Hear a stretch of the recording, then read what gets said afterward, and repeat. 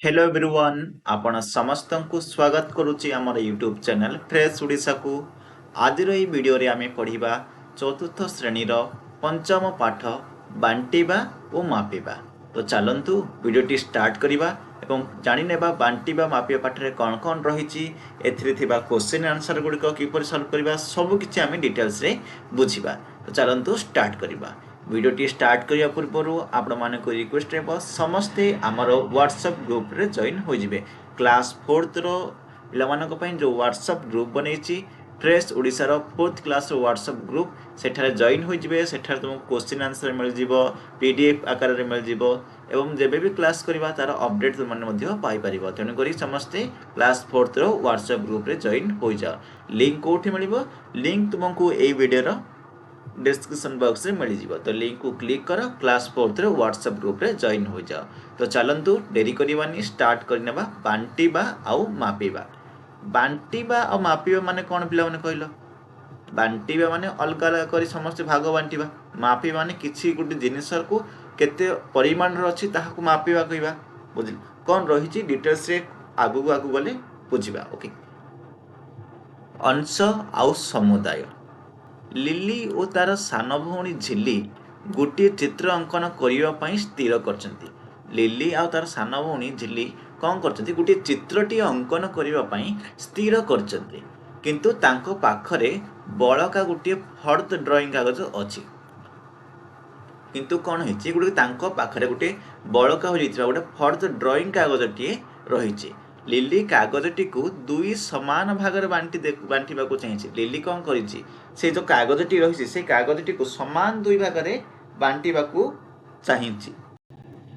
किंतु झिल्ली गोटी कागजटीर एक बड़ अंश पाइबा जिद कर किंतु से समय झिल्ली कौन कर गोटे कागजटीर गोटे बड़ अंश पाइबा जिद कर। लिली किछि समय चिंता करी समाधान पाई गोटे प्रस्ताव देला। लिली कौन करछि किछि समय चिंता करिछि एवं समाधान पाई गोटे प्रस्ताव देछि। तू अंकन करिथिबा कागजटीर अधा अंश किंबा दुईटी चौथ अंश नेबाकू चाहूछि। कि कहूछि ये कहूछि कि तू अंकन करिथिबा कागजटीर अधा अंश किंबा दुईटी चौथ अंश मु नेबाकू चाहूछि बोली से कहूछि।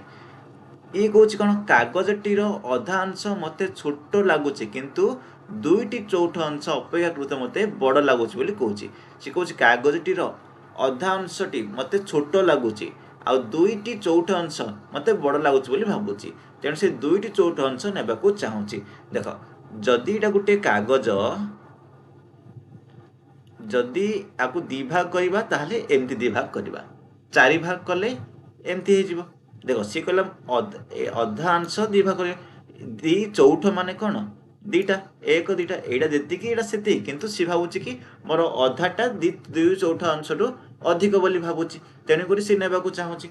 आगु कोन देखो सेम जिनस देख कहिची एटा होची पिला माने अधा गुटे कागज नेची कागज को समान दुई भाग कलो गोटे अधा आ गोटे अधा एटी चौथ चौथ होला जो अधाटा थिला ताकू पुणी दुई भाग कला अर्थात पूरा कागजटा को टोटल चारि भाग कले गोटे गोटे चौथ आसो टोटल केतरा आसो चौथ चारिटा आसो 1/4 गोटे गोटे कले 1/4 होची चारि भाग रु भागे बुझला। दी चौथ माने दी भाग नेछि सिकोची ए भाग ठारू ए भागटा बड़ बोली कहिछि। तापर कहूची आसो आलोचना करिबा। क्वेश्चन आंसर कर दी देखो एक नंबर देखो तुमे कागजटीर केउ अंश को बाछिब अधा अंश किंबा दुई चौथांश काहीकि बोली से पचारछि। देखो उत्तर कौन लिखिबो? उत्तर लिखिबो कि मु जेकोनोसी गोटिए अंश बाछि पारिबी कारण उभय अंश समान रहिबो। कारण कौन कागजटी को मझिरु दुई समान भाग कले गोटिए पाख को अधा कुआ जाए एवं अन्य पाख को आउ थरे मझिरु भांगिले दुईटी चौथाई बा तरफ 1/4 1/4 मिसले 1/2 ठीक अछि मिले पिला माने दुईटी चौथाई बा तरफ अंश मिसी गोटे संपूर्ण अधा अंश करिथांती। दुईटी चौथ अंश मिसिकिरी कौन गोटे संपूर्ण अधा अंश करिथांती। तो दुईटा जाक समान रहइबो। एबे 2 नंबर प्रश्न आसला तुमे भाबुछ कि लिली समान भाव में कागजटी को बांटिछि काहीकि कागज खंडे नहीं चेष्टा कर बोली कहिछि। हाँ लिली समान भाव में कागजटी को बांटी। लिली कौन कर समान भाव में कागजटी को ବାଣ୍ଟିଛି। କାରଣ লিলি କାଗଜଟିକୁ ପ୍ରଥମେ ମଝିରୁ ଦୁଇ ସମାନ ଭାଗରେ ବିଭକ୍ତ କରିଛି। লিଲି କ'ଣ କରିଛି? କାଗଜଟିକୁ ପ୍ରଥମେ ମଝିରୁ ଦୁଇଟି ସମାନ ଭାଗରେ ବିଭକ୍ତ କରିଛି। ଗୋଟିଏ ପାଖକୁ ସେ ସିଧାସଳଖ ଅଧା ରଖିଛି ଏବଂ ଅନ୍ୟ ଅଧା ଭାଗକୁ ପୁଣି ଦୁଇଟି ସମାନ ତରଫରେ ଭାଗ କରିଛି। କ'ଣ କରିଛି? ପୁଣି ସମାନ ଦୁଇ ତରଫରେ ଭାଗ କରିଛି। ଗୋଟିଏ କାଗଜ ଖଣ୍ଡକୁ ମଝିରୁ ଭାଙ୍ଗି ଫୋଲ୍ଡ କରିଛି ପିଲାମାନେ ପରସ୍ପର ଉପରେ ରଖିଲେ ଦୁଇଟି ଯାକ ଅଂଶର ମୋଟା କ୍ଷେତ୍ରଫଳ ସମାନ ହେଉଥିବାର ଦେଖିବାକୁ ମିଳିବ। ଓକେ, ଏବେ ଆସିଲା 3 ନମ୍ବର କ୍ୱେଶ୍ଚିନ୍। ତୁମେ କିପରି ଜାଣିଲ ଯେ କାଗଜଟି ସମାନ ଭାଗରେ ଭାଗ ହୋଇଛି ବୋଲି?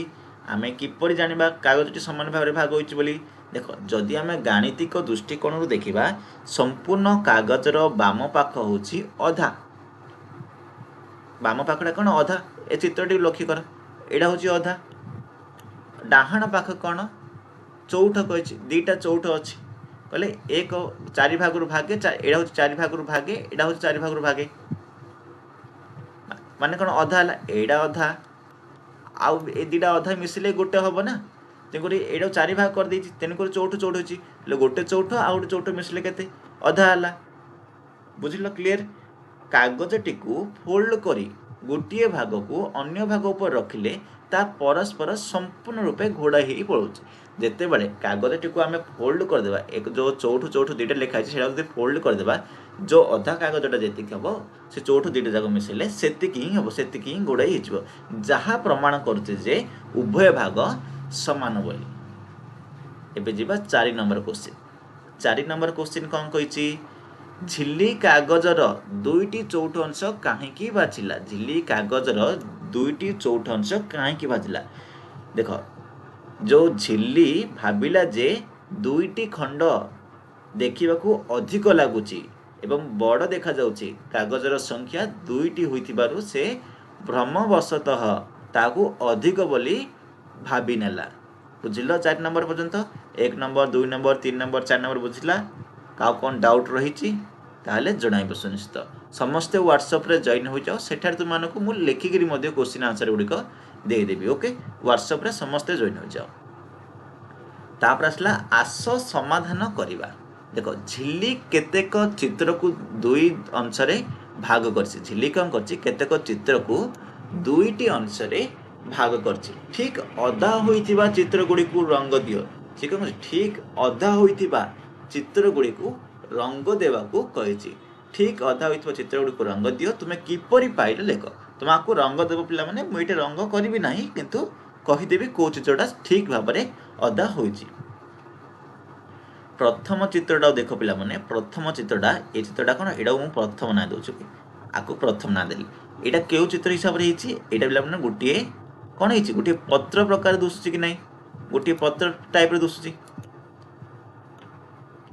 କଲର କରିବାକୁ କହିଛି ନା? ଓକେ, ଦେଖ, এটা ପତ୍ର ଟାଇପ୍ର ଦେଖୁଛି। ଭୂଲମ୍ବ ରେଖାଟି ଚିତ୍ରକୁ ଠିକ୍ 2ଟି ସମାନ ଭାଗରେ କରିଛି, ପ୍ରତି ସମୟ ଭାବରେ ବାଣ୍ଟିଛି। ଏହା ଠିକ୍ ଅଧା, ଠିକ୍ ଅଛି। ତେଣୁକରି ଏଇଟା ରଙ୍ଗ ମାରିବ। ଏ ପତ୍ରଟାକୁ ସମାନ ଭାବରେ ସେ ଭାଗ ଦୁଇ ଭାଗ କରିଛି, ତେଣୁକରି କ'ଣ ହେବ? ଏଇଟା ରଙ୍ଗ ହେବ। ଏଇଟାକୁ ତୁମେ ରଙ୍ଗ କରିଦେବ। ଦେଖ, ମୁଁ ରଙ୍ଗ ଏଠି କରିଦେଉଛି, ତୁମେ ଠିକ୍ସେ ରଙ୍ଗ କରିବ। ଓକେ, ଦେଖ କାହିଁକି? ଦେଖ, ଆମେ ଯଦି ଏ ପାର୍ଶ୍ୱଟାକୁ ଆମେ ଗୋଟେ ଫୋଲ୍ଡ କରିଦେବା, ଭାଙ୍ଗ କରିଦେବା, ଏ ପାର୍ଶ୍ୱ ସହିତ ସମାନ ହୋଇଯିବ। ତେଣୁକରି ଏଇଟା ହେଉଛି ଗୋଟିଏ ଠିକ୍ ସମାନ ଭାଗରେ ଭାଗ କରିছে, ପ୍ରତି ସମୟ ଏଇଟା ହେଇଛି। ଓକେ, ତାପରେ ଦ୍ୱିତୀୟ ଚିତ୍ରଟାକୁ ଯିବା। ଏଇଟାକୁ ମୁଁ ଦେଇଦେଉଛି କ'ଣ? ଏଇଟାକୁ ନାଁ ଦେଉଛି ଦ୍ୱିତୀୟ ଚିତ୍ର। ଓକେ, ଦ୍ୱିତୀୟ ଚିତ୍ର, ଦ୍ୱିତୀୟ ଚିତ୍ରଟାକୁ ଲକ୍ଷ୍ୟ କର। ଦ୍ୱିତୀୟ ଚିତ୍ରଟା ସମାନ ଭାଗରେ ଭାଗ ହେଇଛି କି ନାହିଁ? ଦ୍ୱିତୀୟ ଚିତ୍ରଟା ମଧ୍ୟ ଦେଖ ସମାନ ଭାଗରେ ଭାଗ ହୋଇଛି। ଏ ପଟଟା ଯେତିକି ସେଇ ପଟଟା ସେତିକି, ଦୁଇଟି ଭାଗ ସମାନ ଦେଖାଯାଉଛି। ତେଣୁକରି ଏହା ଠିକ୍ ଅଧା। ତେଣୁକରି ଆକୁ କ'ଣ କରିବା? ଆକୁ ମଧ୍ୟ ଆମେ ରଙ୍ଗ ଦେବା। ଆକୁ ମଧ୍ୟ ରଙ୍ଗ ଦେବାକୁ ହେବ। ଯେତେବେଳେ ଆମେ କାଗଜଟାକୁ, ଏ ଚିତ୍ରଟାକୁ ଫୋଲ୍ଡ କରିଦେବା, ସମାନ ଭର୍ଟିକାଲ ଟାଇପ୍ରେ ଫୋଲ୍ଡ କରିଦେବା ଭୂଲମ୍ବ ହିସାବରେ, ତାହେଲେ ଦୁଇଟା ଯାକ ଗୋଟିଏ ଗୋଟିଏ ପଟେ ଘୋଡ଼େଇ ହେଇକରି ରହିଯିବ। ଠିକ୍ ଅଛି। ଏବେ ଯିବା ତୃତୀୟ ଚିତ୍ର। ତୃତୀୟ ଚିତ୍ରଟା ଦେଖ ପିଲାମାନେ, ତୃତୀୟ ଚିତ୍ର, ରେଖାଟି ମଝିରେ ଥିବାରୁ ଏଇଟା ବାମ ଆଉ ଡାହାଣ ପାର୍ଶ୍ୱ ସମାନ, ଠିକ୍ ଅଧା ପରି ଦୁଶୁଛି କି? ଦୁଶୁଛି ଏଇଟା? ଏଇଟା ହେବ କି? ରେଖାଟି ତ ମଝିରେ ଅଛି କିନ୍ତୁ ଦେଖ ଏଇଟା କ'ଣ ଅଛି ଏକାନି ତିନିଟା ଏମିତି ଅଛି ଦେଖ ଏଇଟା ଗୋଟେ ଦେଖ ଆକୁ ଲକ୍ଷ୍ୟ କର ଆର ପରିମାଣ ସହିତ ସମାନ ହେଉଛି କି ହେବ ନାହିଁ ଏ କାଣ୍ଡା କମ୍ ହେଉଛି ଏ କାଣ୍ଡା ଅଧିକ ହେଉଛି ତେଣୁକରି ଏ ଚିତ୍ରଟା ହେବ ନାହିଁ ଆକୁ ରଙ୍ଗ ଆମେ ଦେବା ନାହିଁ।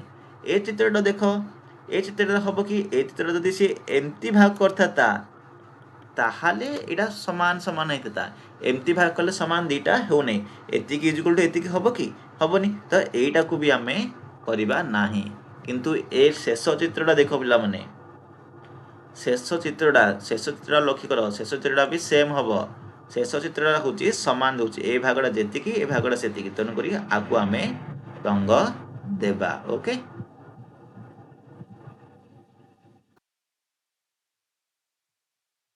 ଦେଖ କୋଉ ଚିତ୍ର ରଙ୍ଗ ଦେଲେ ଏ ଚିତ୍ରଟା ରଙ୍ଗ ଦେଲେ ଆମେ ତାପରେ ଏ ଚିତ୍ରଟାକୁ ରଙ୍ଗ ଦେଲେ ଆଉ ଏ ଚିତ୍ରଟାକୁ ରଙ୍ଗ ଦେଲେ ଏ ତିନିଟା ଚିତ୍ର ଆମେ ରଙ୍ଗ ଦେଲେ କ୍ଲିୟର ଓକେ ବୁଝିପାରିଲ ଆଶା କରୁଛି ବୁଝିପାରିଥିବ।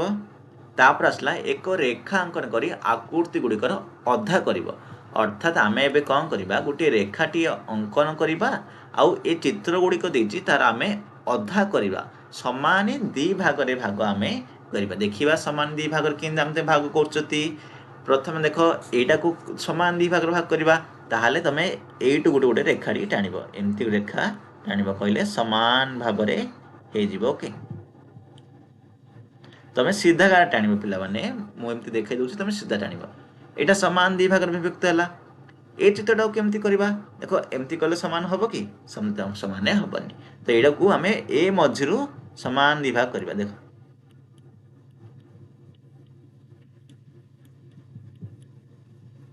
ଏମିତି କଲେ ସମାନ ଦୁଇ ଭାଗରେ ଭାଗ ହେଇଯିବ। ଏ ଚିତ୍ରଟାକୁ କେମିତି ସମାନ ଦୁଇ ଭାଗରେ କରିବା ଦେଖ ଆର ଏ କୋଣରୁ ଏ କୋଣକୁ ଗୋଟେ ଟାଣି ଦେଲେ ସମାନ ହେବ ଦେଖ ଏମିତି କରିଦେବା ସମାନ ଦୁଇ ଭାଗ ହେଇଗଲା। ତାପରେ ଆସିଲା ଏ ଚିତ୍ରଟା କେମିତି କରିବା ଆକୁ ଏମିତି ମଝିରୁ କଲେ ହେଇଯିବ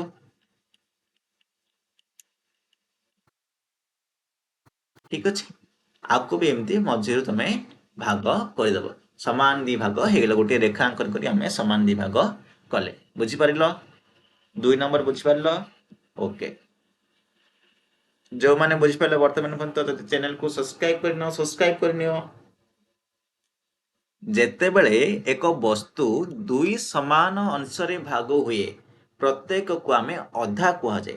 ଆମେ ଅଧା କାହାକୁ କହିବା ଯେତେବେଳେ ଗୋଟିଏ ବସ୍ତୁ ସମାନ ଦୁଇ ଭାଗରେ ଭାଗ ହୁଏ ସେତେବେଳେ ପ୍ରତ୍ୟେକ ଅଂଶକୁ ଆମେ ଅଧା ବୋଲି କହିବା ଏବଂ ଆମେ ଅଧାକୁ କିପରି ଲେଖୁ 1/2 ଭାବରେ ଲେଖୁ କିପରି ଲେଖୁ 1/2 ଭାବରେ ଲେଖୁ। ଯେତେବେଳେ ତୁମ ଘରେ ଭାଇ ଭଉଣୀ 2 ଜଣ ଅଛ ଗୋଟିଏ ଚକୁଳି ପିଠା ତମଠିକି ମାରିଦେଲେ କହିଲେ କି ସମାନ ଦୁଇ ଭାଗ କରିଦେଲେ ତ ସମାନ ଦୁଇ ଭାଗ କଲ ସେ ଗୋଟିଏ ଜିନିଷଟାକୁ ଅଲଗା ଅଲଗା ଦୁଇଟା ଭାଗରେ ହେଇଗଲା ତାହିଁରୁ ତମେ କେତେ ପାଇଲ ତାହିଁରୁ ଗୋଟିଏ ଭାଗ ପାଇଲ କିନ୍ତୁ ଚକୁଳିଟା କ'ଣ ପୁରା ଗୋଟିଏ ତେଣୁକରି ଦୁଇ ଭାଗରୁ ତୁମେ ଗୋଟିଏ ଭାଗ ପାଇଲ ତ ସେଇଟା ହେଉଛି ଅଧାକୁ କେମିତି ଲେଖିବା 1/2 ଭାଗ ଲେଖିବା ଅର୍ଥାତ୍ ପୁରାଟା ହେଉଛି 2 ଭାଗ କରାଗଲା ତାହିଁରୁ ତମେ ଗୋଟିଏ ଭାଗ ପାଇଲ 1/2 ଲେଖାଗଲା ବୁଝିଲ ଏଇଟା ମନେ ରଖିବ ଆଗକୁ ଏଇଟା କାମରେ ଆସିବ ଠିକ ଅଛି। ଏବେ ମୁଁ 1/2 ଲେଖିଲେ ବୁଝିପାରିବ ନା ଯୋଉଠି ବି ମୁଁ ଅଧା ଲେଖିବି ସେଇଟା 1/2 ଯଦି ଲେଖିବି ତମେ ବୁଝିବ ଯେ ସେଇଟା ଅଧା ବୋଲି ଓକେ। ଏବେ ଆସିଲା ପିଲାମାନେ 3 ନମ୍ବର କ୍ୱେଶ୍ଚିନ୍ 3 ନମ୍ବର କ୍ୱେଶ୍ଚିନ୍ କ'ଣ କହିଛି ଦେଖିବା ତଳେ ଦିଆଯାଇଥିବା ଆକୃତି ଗୁଡ଼ିକୁ 4 ସମାନ ଅଂଶ ବା ଚଉଠରେ ଭାଗ କର ଚଉଠରେ ଭାଗ କରିବାକୁ କହିଛି 4ଟା ସମାନ ଭାଗ କରିବାକୁ କହିଛି ଗୋଟିଏ 4ଟା ସମାନ ଭାଗ କରିବା। ପ୍ରଥମ ଚିତ୍ରଟାକୁ ଦେଖିବା ଏଇଟା କେମିତି 4ଟା ଭାଗ ହେବ ଦେଖ ପ୍ରଥମେ ଉପର ତଳ ଆଡ଼ୁ ଗୋଟେ କରିଦେବ ଭୂଲମ୍ବ ହିସାବରେ ଗୋଟେ ଭାଗ କରିବ ଏମିତି ଗୋଟେ ହେଇଗଲା 2 ଭାଗ ହେଲା କିନ୍ତୁ ସେ କହିଛି 4 ଭାଗ କରିବ ଆଉ ଗୋଟେ ଦେଖ ଏମିତି ଗୋଟେ କଲେ ଏଇଟା 4 ଭାଗ ହେଇଗଲା ଏହି ଚିତ୍ରଟାକୁ 2 ଭାଗ କରିବା ଆମେ ପ୍ରଥମେ 2 ଭାଗ ହେଲା ବର୍ତ୍ତମାନ 4 ଭାଗ କରିବା ଏ ମଝିରେ ଗୋଟେ ନେଇଯିବା 4 ଭାଗ ହେଇଗଲା ଏ ଚିତ୍ରଟା ବି ସେମ୍ ଏମିତି ଗୋଟେ କରିଯିବା ଆଉ ଗୋଟେ ଏମିତି କରିବା ସମାନ 4 ଭାଗ ହେଲା ତାପରେ ଏ ଚିତ୍ରଟା ବି ସେମ୍ କରିବା ଦେଖ 2 ଭାଗ ଏମିତି ଗୋଟେ କରିଦେଲେ 4 ଭାଗ ସମାନ 4 ଭାଗ ହେଇଲା এইটা ବି ସେମ୍ କରିବ ପିଲାମାନେ ସେମ୍ କଲେ ଏଇଟା ବି 4 ଭାଗ ହେଇଯିବ। ଦେଖ ସାଇଟ୍ରେ କ'ଣ ଲେଖିଛି ଆକୁ ଲକ୍ଷ୍ୟ କର ଏଇଟା ଏଠି କ'ଣ ଲେଖିଛି ଦେଖ, ଲେଖିଛି କି ଯେତେବେଳେ ଏକ ବସ୍ତୁ ଚାରି ସମାନ ଅଂଶରେ ଭାଗ ହୁଏ, ପ୍ରତ୍ୟେକ ଅଂଶକୁ ଏକ ଚତୁର୍ଥାଂଶ ଅଂଶ ବୋଲି ଆମେ କୁହାଯାଏ। ଆମ ଚଉଠକୁ 1/4 ଭାବରେ ଲେଖୁ। ଦେଖ, ଗୋଟିଏ ଜିନିଷକୁ ଯେତେବେଳେ ଆମେ 4 ଭାଗ କରିଦେବା, ତାର ଗୋଟିଏ ଭାଗକୁ ଏକ ଚତୁର୍ଥାଂଶ ବୋଲି କହିବା। ଯଦି ତୁମେ ଗୋଟେ ପେପର ନେବ, ତୁମ ଖାତାର ଗୋଟିଏ ପେପର ନେବ, ପେପରଟାକୁ କ'ଣ କରିବ, 4 ଭାଗ କରିଦେବ, 4ଟା ଫୋଲ୍ଡ କରିଦେଲ। ଯେତେବେଳେ ତୁମେ 4ଟା ଫୋଲ୍ଡ କରିଦେଲ, ସେତେବେଳେ ସେଇଟା ଗୋଟେ ଲାଇନ୍ ଆସିଯାଇଥିବ, 4 ଭାଗ ଯାଇଥିବ। ଗୋଟିଏ ଗୋଟିଏ ଯେଉଁ ଭାଗ ରହୁଛି, ସେ ଗୋଟିଏ ଗୋଟିଏ ଭାଗ ହେଉଛି ଏକ ଚତୁର୍ଥାଂଶ। ଯଦି ଦେଖ, ମୁଁ ଏଠି ନେଉଛି, ଏଇଟା ହେଉଛି ତୁମର ଗୋଟିଏ ପେପର। ଓକେ, ଏଇଟା ମୁଁ ପେପର ନେଲି, ଆକୁ ସମାନ 4 ଭାଗ ଫୋଲ୍ଡ କରିଦେଲେ ଏମିତି ହେଇଯିବ। ତ ଏଇଟା ଗୋଟିଏ ଗୋଟିଏ ହେଉଛି ଏକ ଚତୁର୍ଥାଂଶ। ଏକ ଚତୁର୍ଥାଂଶ କିପରି ଲେଖିବା, 4 ଭାଗରୁ ଭାଗେ। ଯଦି 2 ଭାଗରୁ 1 ଭାଗ ଲେଖିଲେ ଆମେ କ'ଣ ଲେଖୁଥିଲେ, 1/2 ଲେଖୁଥିଲେ। ଏବେ କହିଛି 4 ଭାଗ, 4 ଭାଗରୁ 1 ଭାଗ ମାନେ କ'ଣ ଲେଖିବା, 1/4 ଲେଖିବା। 1/4 ଯୋଉଠି ଲେଖୁଛି, ତୁମେ ଜାଣିଦେବ ଯେ ସେଇଟା 4 ଭାଗ ହେଇଛି ବୋଲି। ଯଦି 1/2 ଯୋଉଠି ଲେଖୁଛି, ସେଇଟା ଜାଣିଦେବ ଯେ ସେଇଟା 2 ଭାଗ ହେଇଛି ବୋଲି। ଏତିକି ପର୍ଯ୍ୟନ୍ତ ବୁଝିଲ?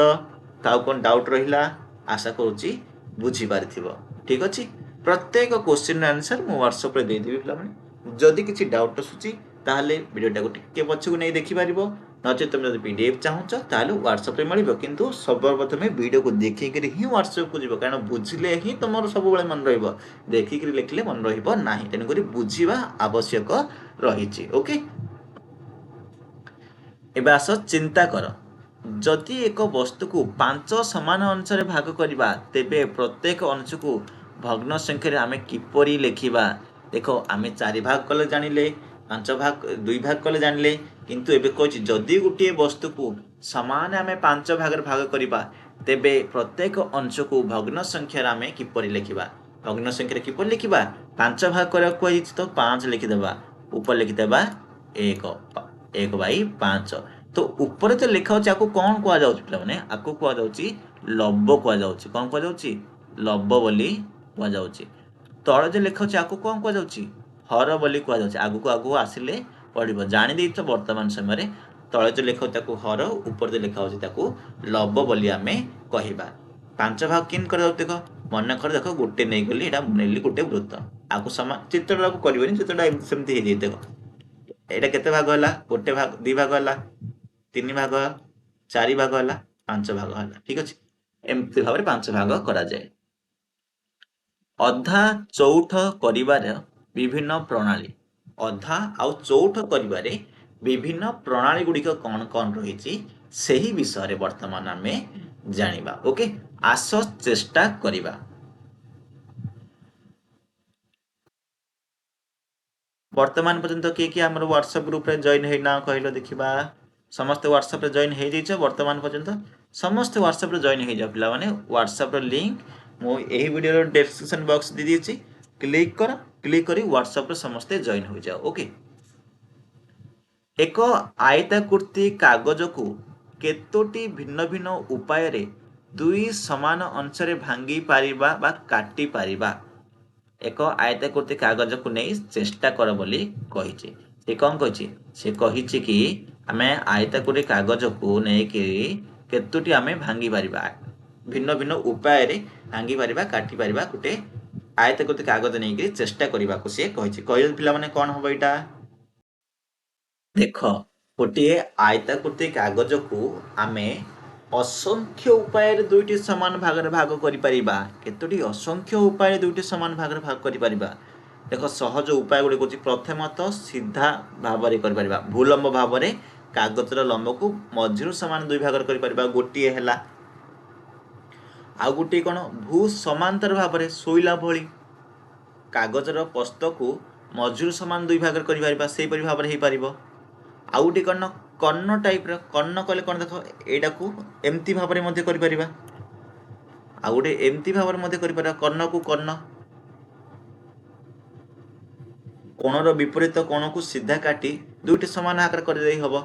କେନ୍ଦ୍ର ଦେଇ ଯାଇଥିବା ତେର୍ଛା ରେଖା, ଯୋଉଟା କି ତେର୍ଛା ରେଖା, ସେଇଠୁ ମଧ୍ୟ କରିପାରିବା। ଚିତ୍ରରେ ଦେଖାଯାଇଛି ଯେପରି, ଦେଖ, ଚିତ୍ରରେ ଯେଉଁ ଦେଖାଯାଇଥିବା ପରି ଯଦି କୌଣସି ସରଳ ରେଖା आयतक्षेत्र केन्द्रबिंदु जाए तेबे ता कागज को सर्वदा दुईटी समान भाग में क्षेत्रफल विशिष्ट अंश भाग करें बुझिल सेपरि यहीपरि भाव में केन्द्रबिंदु दे असंख्य रेखा टणा जाई पारुथिबारु आयताकृति कागज को असंख्य उपाय दुईटी समान भाग में भाग कर उत्तर तुम एतिक लिख ओके तापर कौन अच्छी देख शिक्षक पाई सूचना कौन अच्छी शिक्षक मान सूचना छात्र छात्री मानक संकेत व्यवहार करी भग्न संख्या लिखा उत्साहित करंतु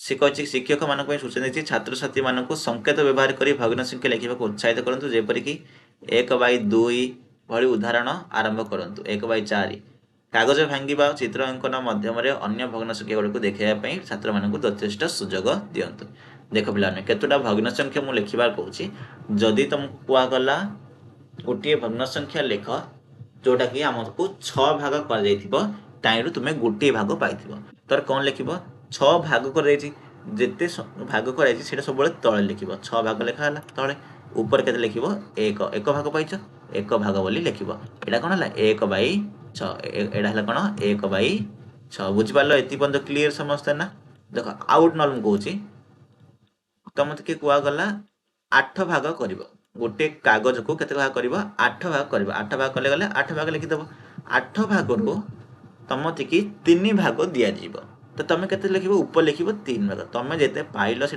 3 लिख टोटाली केते कर 8 आकु कहुए लब आकु कहुए हर तले जोटा रोचे हर ऊपर जोटा रोचे लब तापर आइला 2 नंबर क्वेश्चन वर्तमान एक आयताकृति चित्रर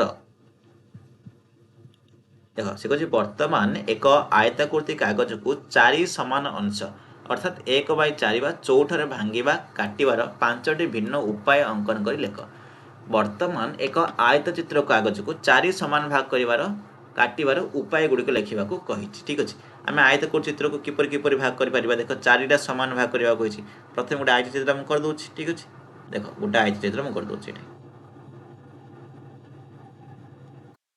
एटा गोटे आयत चित्र तार विपरीत बाहु समान अच्छी एक 1/4 कर 4 भाग भाग करने कही प्रथमतः आम देख एमती गोटे भाग कर यहाँ गोटे 4 भाग है जदि आउ गोटे आयत चित्र नहीं देख आउ गोटे आयत चित्र नहीं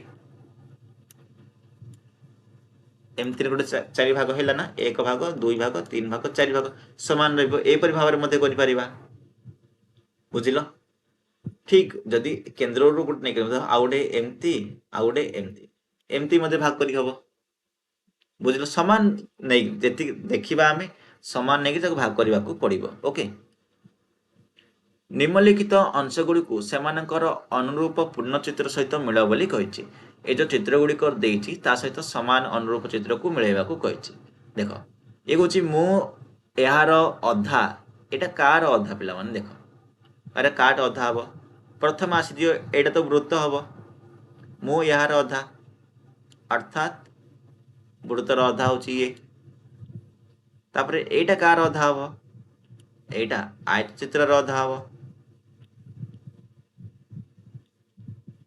सॉरी देख ये कौन देती मु यार एक चतुर्थांश देती ये कौन देती मु यार अधा बोली कही कोटा कौन हम देख ये भी कही मु यार अधा तो यहाँ कि हो पार ये तापर यहाँ कौन हम ये हम ये चित्रटा ये हो पार लास्ट यहाँ कौन हम ये हम एक चतुर्थांश ना 1/4 1 2 3 4 एक चतुर्थांश अर्थात यहाँ ये चल नेक्स्ट जा नेक्स्ट कौन कही डिंग डंग बेल कौन डिंग डंग बेल झुमुरीर माँ स्वादिष्ट पोड़पिठा तैयारी कले झुमुरीर माँ कौन कर स्वादिष्ट पोड़पिठाटीए तैयारी करछंती यह तुम पोड़पिठा यह तुम पोड़पिठा बोली कहला तुम्हें दुई जनक मध्य समान भाग में बांटब ठीक अच्छे सी कौन कहते समान भाव में तुम्हें दुई जन बांटब आम कौन पढ़ुं पाठ बांटा और मापिबा एबे आम जो पढ़ुं बांटा किपर बंटा जाऊँ समान भाग में ସେ ବିଷୟରେ ପଢୁଛନ୍ତି। ବୁଝିଲ ନା? ଓକେ।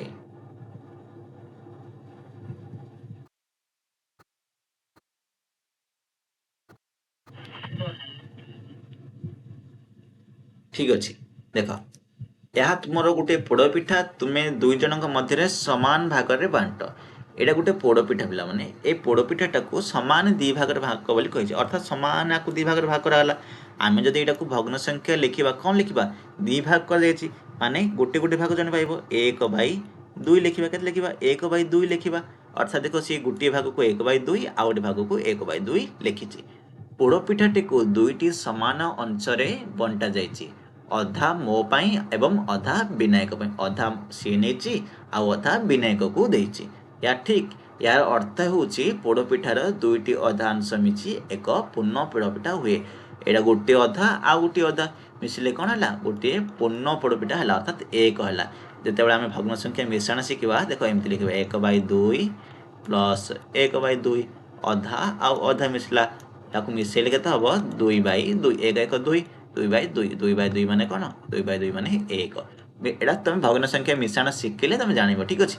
ଏଇଟା ଏବେ ନାହିଁ, ତୁମେ ଅଧା ଆଉ ଅଧା ମିଶିଲେ ଗୋଟେ ହୋଇଥାନ୍ତି। ଠିକ୍ ଅଛି। ସେପରି 1/4ର 4ଟା ମିଶିଲେ ଗୋଟିଏ ହୋଇଥାନ୍ତି। ଡିଙ୍ଗ ଡଙ୍ଗ ବେଲ୍ ବାଜିଲା। ତାପରେ ଦେଖ ପିଲାମାନେ, ଯେଉଁ ପୋଡ଼ପିଠାଟିକୁ କୁମାର ସହିତ ତୁମେ ବାଣ୍ଟି ନିଅ। ହେଲୋ କୁମାର, କୁମାର ଆସିଛି ସିଏ। ପିଲାମାନଙ୍କୁ କ'ଣ କରୁଥିବା? ତୁମେ ପୋଡ଼ପିଠାଟିକୁ କୁମାର ସହିତ ବାଣ୍ଟି ଦିଅ। ଏବେ କେତେ ଜଣ ହୋଇଗଲେ? ଏବେ 3 ଜଣ ହୋଇଗଲେ। ତ ପୋଡ଼ପିଠାଟାକୁ କେତେ ଭାଗ କରିବେ? ପୋଡ଼ପିଠାଟାକୁ 3 ଭାଗ କରିବେ। ସମାନ 3 ଭାଗ କରିବେ। କିପରି କରିବେ? ଯଦି ଏଇଟା ଆମେ ସମାନ 3 ଭାଗ କରିବେ, ତାହେଲେ ଏହିପରି ଭାବରେ କରିବାକୁ ପଡ଼ିବ। ଏହିପରି ଭାବରେ କଲେ 3 ଭାଗ ହେଇଯିବ। ହେଲେ ଜଣ ଜଣ ଭାଗକୁ କେତେ ପଡ଼ିବ? 1/3 ପଡ଼ିବ। 3 ଭାଗରୁ ଗୋଟିଏ ଭାଗ ପଡ଼ିବ। ତ ଭଗ୍ନ ସଂଖ୍ୟାରେ ଆମେ କ'ଣ ଲେଖିବା? 1/3 ଭାବରେ ଲେଖିବା। ଦେଖ, ଏ ଲେଖିଛି 1/3 ଜଣ ଜଣଙ୍କୁ ପଡ଼ିଲା। 3 ଭାଗରୁ ଭାଗେ ଜଣ ଜଣଙ୍କୁ ପଡ଼ିଲା। ମୋର ଅଂଶ, ବିନାୟକର ଅଂଶ ଏବଂ କୁମାର ଅଂଶ ମିଶିଲେ ଏକ ପୂର୍ଣ୍ଣ ପୋଡ଼ପିଠା ମିଳିବ। ଏବେ 3 ଭାଗ କରାଯାଇଛି।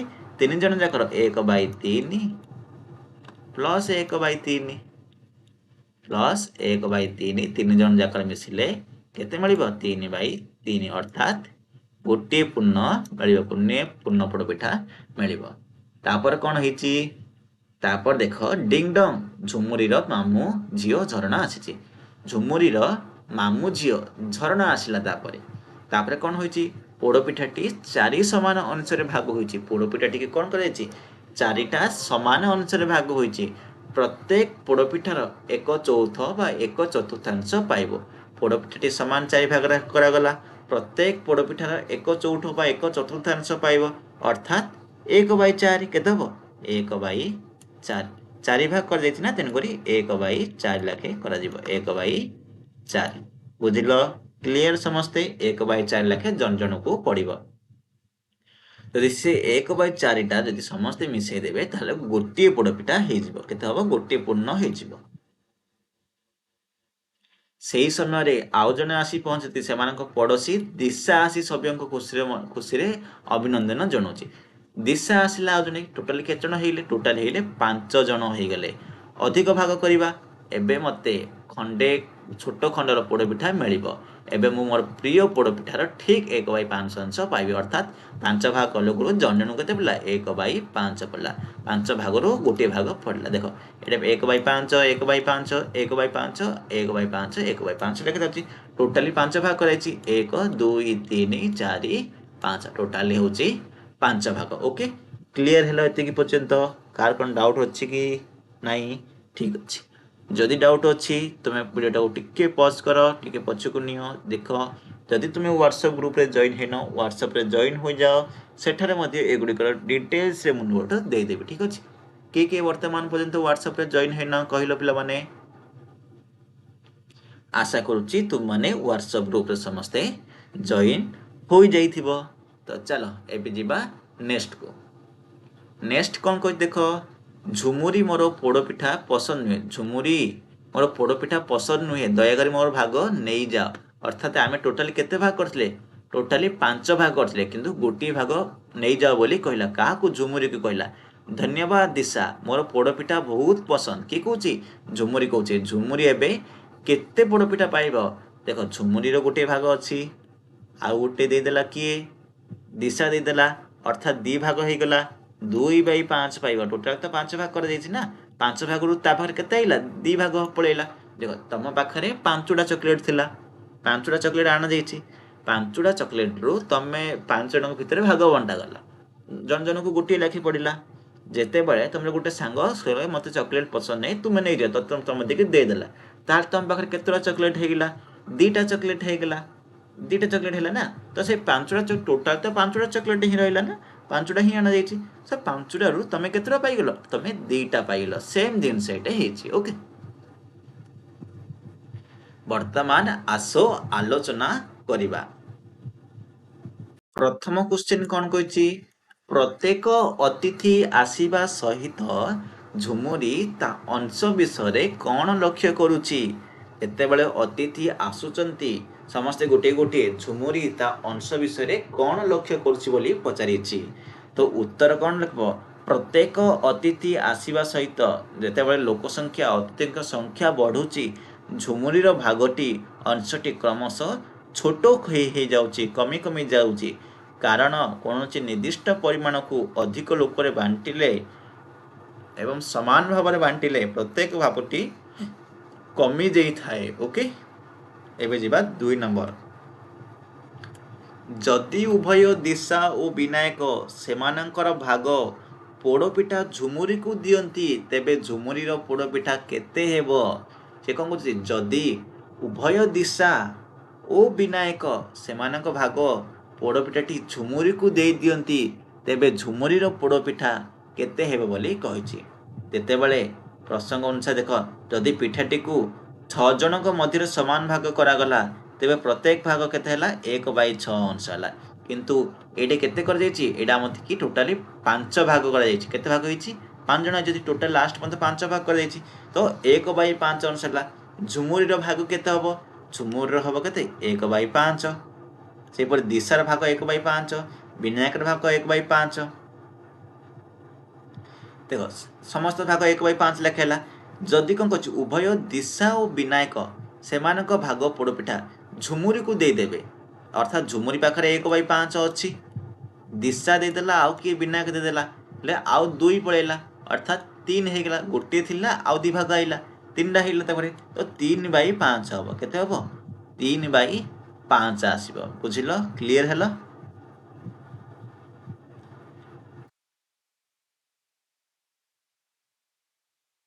ଓକେ ଚାଲ ନେକ୍ସଟ ଯିବା ପୋଡ଼ପିଠାକୁ 9 ଜଣଙ୍କ ମଧ୍ୟରେ କିମ୍ବା 11 ଜଣଙ୍କ ମଧ୍ୟରେ ବାଣ୍ଟିଲେ କେଉଁ ପରିସ୍ଥିତିରେ ଅଧିକ ପୋଡ଼ପିଠା ପାଇବ ପୋଡ଼ପିଠାକୁ 9 ଜଣଙ୍କ ମଧ୍ୟରେ ବଣ୍ଟା ଗଲେ ପ୍ରତ୍ୟେକ ଜଣ ଅଧିକ ପୋଡ଼ପିଠା ପାଇବେ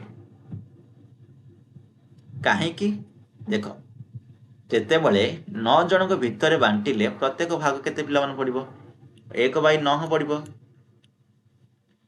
ଯେତେବେଳେ 12 ଜଣଙ୍କ ଭିତରେ ବା 11 ଜଣଙ୍କ ଭିତରେ ବାଣ୍ଟିବ ତ 1/11 ପଡ଼ିବ ଜଣ ଜଣ ପିଛା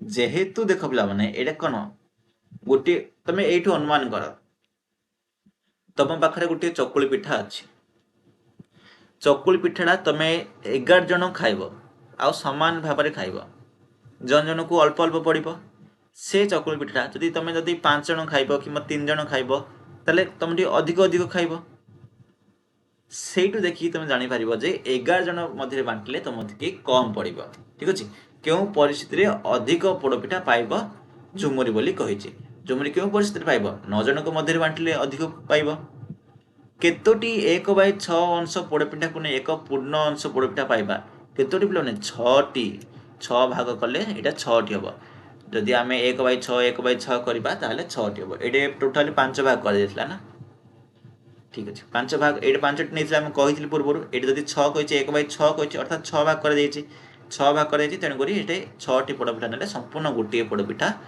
ମିଳିବ ଆଶା କରୁଛି ତୁମମାନେ ବର୍ତ୍ତମାନ ପର୍ଯ୍ୟନ୍ତ ବୁଝିପାରିଥିବ ଆଉ କ'ଣ ଡାଉଟ୍ ଅଛି କି ନାହିଁ ଓକେ ଚାଲ ଆଗକୁ ଯିବା ଆସ ସମାଧାନ କରିବା ଯଦି ପୋଡ଼ପିଠାଟି 6 ଜଣଙ୍କ ମଧ୍ୟରେ ସମାନ ଭାବରେ ବଣ୍ଟାଯାଏ ତେବେ ପ୍ରତ୍ୟେକ ଅଂଶ ପୋଡ଼ପିଠା ପାଇବେ ଯଦି ପୋଡ଼ପିଠାଟିକୁ 6 ଜଣଙ୍କ ମଧ୍ୟରେ ସମାନ ଭାଗରେ ବଣ୍ଟାଯିବ ତେବେ ପ୍ରତ୍ୟେକ ଅଂଶ ପୋଡ଼ପିଠା ପାଇବେ आठ जनक मध्य बांटिले प्रत्येक अंश केते अंश पोड़पिठा पाइबे केउ परिस्थिति पोड़पिठार बड़ अंश मिलिबो याकू चित्र करी बुझाओ। देख जदि 6 जनक भितर बांटिबो ताले 1/6 पाइबे, जदि 8 जनक करिबो ताले 1/8 पाइबे। तो कोउटा बड़ चित्र रे बुझेबा को कहिछि। ओके कोन कहिछि चित्र रे बुझेबा। ठीक अछि देख प्रथमे देख गोटे पोड़पिठा मु नै जाउछि, गोटे पोड़पिठा नहीं कली आकु केते भाग करिबा पिला माने 6 भाग करिबा। 6 भाग करिबा एडी गोटे करिबा 6 भाग केमति हबो देख गोटे भाग 2 भाग 3 भाग हला 4 भाग 5 भाग 6 भाग टोटाल 6 भाग हला पिला माने एटा 1 2 3 4 5 6 आउ कोन 8 भाग करबा कोछि देखो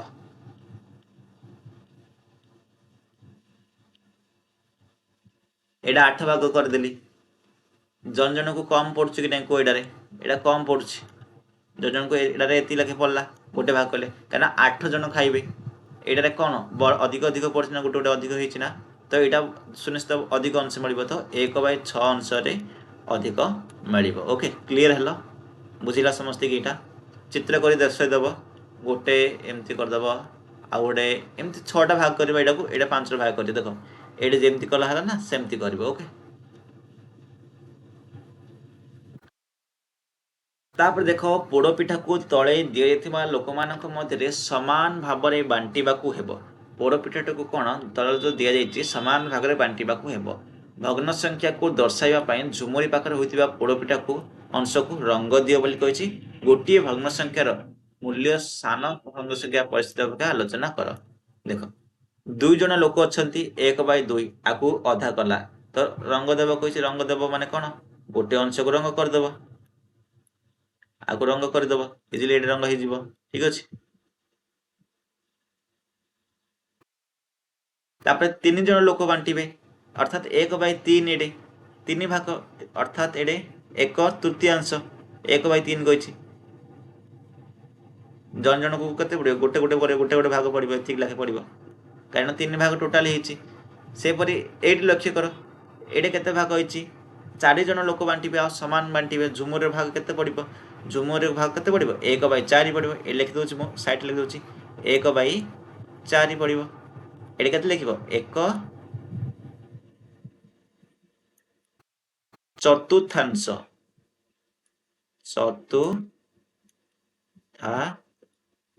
ओके एटा मु लेखुनी पिला माने एटा होन ठीक लिखिबारा 1 चतुर्थांश बोली तुमे लिखिबो रंग करबा को कहिस ना रंग कर देबो 1 चतुर्थांश माने कण गोटे भाग रंग कर देबो आपको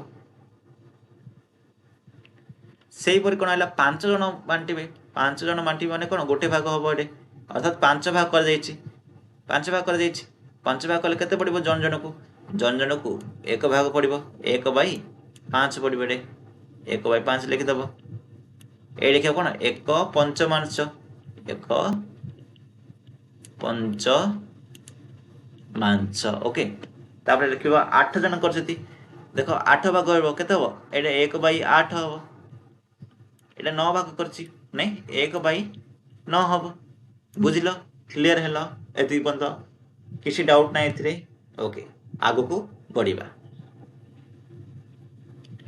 आस आलोचना करिबा कोन कहिछि आस आलोचना करिबा प्रथमे पढि दियो कोन दिछि एटे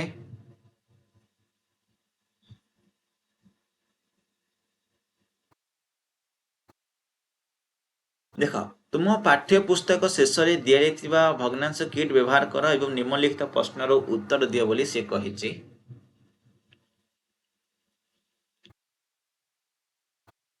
1 नंबर देख संपूर्ण पोड़पिठा और तार विभिन्न खंड विषय तुम्हारे जहाँ लक्ष्य कल वर्णना कर। पोड़पिठा संपूर्ण खंड विषय आम कौन लक्ष्य कले देखो गोटे संपूर्ण पोड़पिठा को एक समग्र एकक बा पूर्ण संख्या एक भाव में धरा जाए जेते बेले याकू समान भाग करा जाए प्रत्येक भाग मूल पिठार गोटे भग्नांश हुए जेपरि कि 1/2 1/3 1/4 1/5 समस्त समान खंड गुड़ी को एकाठी जोड़ीदेले पुनर्बार सही मूल पूर्ण पोड़पिठाटी तैयारी हो जाउछि ए आमे लक्ष्य कले एबे आसला 2 नंबर ଭଗ୍ନାଂଶ କିଟ୍ର ଯେକୌଣସି ଦୁଇଟି ଭିନ୍ନ ଭିନ୍ନ ଖଣ୍ଡ ନିଅ ଏବଂ ସେଗୁଡ଼ିକୁ ତୁଳନା କର। ଭଗ୍ନାଂଶ କିଟ୍ର ଯେକୌଣସି ଭିନ୍ନ ଭିନ୍ନ ଖଣ୍ଡ ନେଇକରି ଆମେ ସେଗୁଡ଼ିକୁ ତୁଳନା କରିବା। କେଉଁଟି ବଡ଼ ଏବଂ କାହିଁକି ଆଲୋଚନା କର। ଦେଖ, ମନେକର ଆମେ ଦୁଇଟି ଖଣ୍ଡ ନେଇଗଲେ, କ'ଣ କ'ଣ ଅଧା ନେଇଗଲେ 1/2 ଗୋଟେ ନେଲେ, ଆଉ ଗୋଟେ ନେଇଗଲେ 1/4 ଗୋଟେ ନେଇଗଲେ, ଅର୍ଥାତ୍ ଅଧା ନେଲେ ଆଉ ଗୋଟେ ଚୌଠ ଗୋଟେ ନେଲେ। ତୁଳନା କରିବା 1/2 ଅଂଶଟି 1/4 ଅଂଶ ଠାରୁ ବଡ଼। କାରଣ କ'ଣ? ଦୁଇଟି ପିଠାକୁ ମାତ୍ର 2 ଭାଗ କଲେ ଖଣ୍ଡ ଗୁଡ଼ିକ ଆକାରରେ ବଡ଼ ହୋଇଥାଏ, କିନ୍ତୁ ସେହି ସମାନ ପିଠାକୁ 4 ଭାଗ କଲେ ଖଣ୍ଡ ଗୁଡ଼ିକ ଛୋଟ ହୋଇଥାଏ। ଦୁଇଟି 1/4 ମିଶିଲେ ଗୋଟିଏ 1/2 ହେବ, ଅର୍ଥାତ୍ 1/4 ଆଉ ଗୋଟେ ଯଦି 1/4 ଆମେ ମିଶାଇବା ତାହେଲେ ଯାଇକରି ଏଇଟା ଆସିବ। ତେଣୁକରି 1/2ଟା ବଡ଼ ରହିବ। ଠିକ୍ ଅଛି, ସମାନ ହେବ। ତାପରେ ଆସିଲେ କ'ଣ? 3 ନମ୍ବର। ଝୁମୁରି ଲକ୍ଷ୍ୟ କଲା ଯେ ଯେତେବେଳେ ଏକ ସମ୍ପୂର୍ଣ୍ଣ ପୋଡ଼ପିଠାକୁ ଅଧିକ ସଂଖ୍ୟକ ଅଂଶରେ ସମାନ ଭାବରେ ଭାଗ କରାଯାଏ ପ୍ରତ୍ୟେକ ଅଂଶ ଛୋଟ ହୋଇଯାଏ। ଝୁମୁରି ଲକ୍ଷ୍ୟ କରିଛି ଯେ ଯେତେବେଳେ ଏକ ସମ୍ପୂର୍ଣ୍ଣ ପୋଡ଼ପିଠାଟିକୁ ଅଧିକ ସଂଖ୍ୟାରେ ସମାନ ଭାଗରେ ଭାଗ କରାଯାଏ ପ୍ରତ୍ୟେକ ଅଂଶ ଛୋଟ ହୋଇଯାଏ। ତୁମେ ଝୁମୁରି ସହିତ ସହମତ କି? କ'ଣ କହୁଛି? ସହମତ କି? ହଁ, ମୁଁ ଝୁମୁରି ସହିତ ସହମତ। କାରଣ କ'ଣ? ଗୋଟିଏ ନିର୍ଦ୍ଦିଷ୍ଟ ପରିମାଣର ବସ୍ତୁକୁ ଯେତେ ଅଧିକ ଲୋକଙ୍କ ମଧ୍ୟରେ ସମାନ ଭାଗ କରାଯିବ ପ୍ରତ୍ୟେକ ପ୍ରାପ୍ତ ଅଂଶ ସେତେ ଛୋଟ ହେବ। ଉଦାହରଣ ସ୍ୱରୂପ କ'ଣ? ଯଦି ଆମେ 1/2 ନେବା, 1/2ଟା 1/3 ଠୁ ବଡ଼, 1/4 ଠୁ 1/3 ବଡ଼, ଏହିପରି ଭାବରେ ରହିବ। ଠିକ୍ ଅଛି, ଭଗ୍ନାଂଶର ଲବ ସମାନ ଥିଲେ ହର ଯଦି ବଢ଼ିବ ସହିତ ଭଗ୍ନାଂଶର ମୂଲ୍ୟ ମଧ୍ୟ କମି କମି ଆସୁଛି। ଏଇଟା ତମେ ମନେ ରଖିବ, ଆଗକୁ ଅଛି। ଓକେ, 4 ନମ୍ବର କ'ଣ କହିଲା? ଝୁମୁରି କହିଲା ଯେତେବେଳେ ମୁଁ ପୋଡ଼ପିଠାର 1/5 ଅଂଶ ବିଶିଷ୍ଟ ଖଣ୍ଡକୁ ଏକାଠି କରେ ଏହା ଏକ ସମ୍ପୂର୍ଣ୍ଣ ପୋଡ଼ପିଠାରେ ପରିଣତ ହୁଏ। ତୁମର ଭଗ୍ନାଂଶ କିଟ୍ ନେଇ ନିଜେ କରିବାକୁ ଚେଷ୍ଟା କର। ଗୋଟିଏ ପୋଡ଼ପିଠାର 1/5 ଅଂଶ ବିଶିଷ୍ଟ 5ଟି ଖଣ୍ଡକୁ ଏକାଠି ଯଦି ଆମେ ଯୋଡ଼ିବା, ଅର୍ଥାତ୍ 1/5 କେତେଥର କରିବା? 1/5 ଆମେ 5 ଥର ଯୋଡ଼ିବା, ତାହେଲେ କ'ଣ ଆସିବ? 1 ଆସିବ। କ'ଣ ଆସିବ? 1 ଆସିବ। ଅର୍ଥାତ୍ 5/5 ମିଶିଲେ 1, ଏକ ସମ୍ପୂର୍ଣ୍ଣ ପୋଡ଼ପିଠାଟି ତିଆରି ହେଲା। 5 ନମ୍ବର କ'ଣ କହିଛି? ଝୁମୁରି କହିଲା ଏହି ଅଂଶଟି ସମ୍ପୂର୍ଣ୍ଣ ପୋଡ଼ପିଠାର 1/3। ସେ କିପରି ଏପରି କାହିଁକି କହୁଛି? କାରଣ ସମ୍ପୂର୍ଣ୍ଣ ପୋଡ଼ପିଠାଟିକୁ 3ଟି ସମାନ ଭାଗରେ ବିଭକ୍ତ କରାଯାଇଛି। ସମ୍ପୂର୍ଣ୍ଣ ପୋଡ଼ପିଠାଟିକୁ 3ଟି ସମାନ ଭାଗରେ ବିଭକ୍ତ କରାଯାଇଛି। ଓକେ, କାରଣ ସମ୍ପୂର୍ଣ୍ଣ ପୋଡ଼ପିଠାକୁ 3ଟି ସମାନ ଭାଗରେ ବିଭକ୍ତ କରାଯାଇଛି। ଗୋଟିଏ ପୂର୍ଣ୍ଣ ବସ୍ତୁକୁ ଯଦି 3ଟି ସମାନ ଭାଗ କଲେ ପ୍ରତ୍ୟେକ ଏକକ ଭାଗକୁ ଗାଣିତିକ ଭାଷାରେ 1/3 ବା 1/3 ବୋଲି ଆମେ କୁହାଯାଏ ବା କହିବା। ବୁଝିଲ? 1 ଠୁ 5 ନମ୍ବର ପର୍ଯ୍ୟନ୍ତ ଡିଟେଲ୍ସରେ କହିଲି। ଆଶା କରୁଛି ପିଲାମାନେ ବୁଝିପାରିଥିବ। ଯଦି ଡାଉଟ୍ ରହୁଛି ତମେ ଟିକେ କ୍ୱେଶ୍ଚିନ୍ ଆନ୍ସର ଦେଖ, ଖାତାରେ ଲେଖିକିରି ଭିଡ଼ିଓଟାକୁ ଟିକେ ପଛକୁ ନିଅ, ଆଉ ଥରେ ବୁଝ, ତମେ ଆଗକୁ ବଢ଼। ବୁଝିଲେ ହିଁ ତମେ ଲେଖିପାରିବ। ଠିକ୍ ଅଛି। ଶିକ୍ଷକ ପାଇଁ ସୂଚନା। ଛାତ୍ରଛାତ୍ରୀମାନଙ୍କୁ ବୁଝିବା ପାଇଁ ଏକ ବୃତ୍ତାକୃତି କାଗଜ ଖଣ୍ଡ ବ୍ୟବହାର କରି ପୋଡ଼ପିଠାର କାହାଣୀ ବର୍ଣ୍ଣନା କରନ୍ତୁ। ଏକଥା ମଧ୍ୟ ବୁଝନ୍ତୁ ଯେ ଭାଗ ଅଧିକ ହେଲେ ପ୍ରତ୍ୟେକ ଅଂଶରେ କମିଯାଏ। ପିଲାମାନେ ଯୋଉଟା ବୁଝେଇଲି ଅଲରେଡି ସେଇଟା ହିଁ କହିଛି ଏଇଟା। ଓକେ, ଶୂନ୍ୟ ସ୍ଥାନ ପୂରଣ କରିବାକୁ କହିଛି। ଦେଖ, ଉଭୟ ଭଗ୍ନ ସଂଖ୍ୟା ଗୋଟିଏ ସମାନ ପୂର୍ଣ୍ଣର ଅଂଶ। ଆବଶ୍ୟକ ସ୍ଥଳେ ଭଗ୍ନାଂଶ କିଟ୍ ବ୍ୟବହାର କର। ଯାହା ତୁମେ ବୁଝିଲ ବୁଝାଅ ବୋଲି ସେ କହିଛି। ପ୍ରଥମ କ୍ୱେଶ୍ଚିନ୍ ଦେଖ, ପ୍ରଥମ କ୍ୱେଶ୍ଚିନ୍ କ'ଣ କହିଛି? 1/5 ବଡ଼ ନା 1/4 ବଡ଼ କହିଲ? ପିଲାମାନେ କହିଲ କୋଉଟା ବଡ଼? 1/5 ବଡ଼ ନା 1/4 ବଡ଼?